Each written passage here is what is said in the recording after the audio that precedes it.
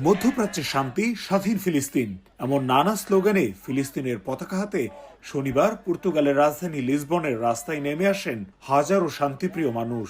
সবার একটাই প্রত্যাশা, শুধু গাজা নয়, বিশ্বের সব দেশের যুদ্ধ বন্ধ হলেই কেবল গোটা বিশ্বে শান্তি ফিরে আসবে। বিভিন্ন সংস্থা ও পর্তুগালের সুশীল সমাজের আহ্বানে সাড়া দিয়ে ডজন খানেক বড় আকারের ফিলিস্তিনের পতাকা নিয়ে শান্তি র্যালিতে সব শ্রেণী পেশার মানুষ যোগ দেন। স্লোগানে স্লোগানে ছিল শান্তির বার্তা। তবে এখনো শঙ্কা কেটে যাওয়ার মতো পরিস্থিতি দেখছেন না তারা।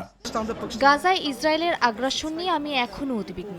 বিশ্ব রাজনীতির একরকম সম্মতিতেই গাজার নাগরিকদের ওপর যে বর্বরতা চালানো হলো তা কখনোই ভোলা যাবে না। এখন পর্যন্ত যত যুদ্ধ হয়েছে তার মাসুল দিতে হয়েছে সাধারণ মানুষকে।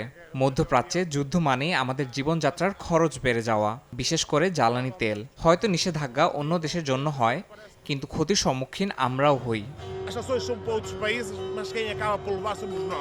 গাজায় যুদ্ধবিরতির ঠিক আগের দিন পর্তুগালের এই র্যালিকে অনেক তাৎপর্যপূর্ণ বলছেন আয়োজকরা। সেই সঙ্গে ক্ষতিগ্রস্ত গাজার পুনর্নির্মাণে উন্নত বিশ্বকে এগিয়ে আসার আহ্বান জানান তারা।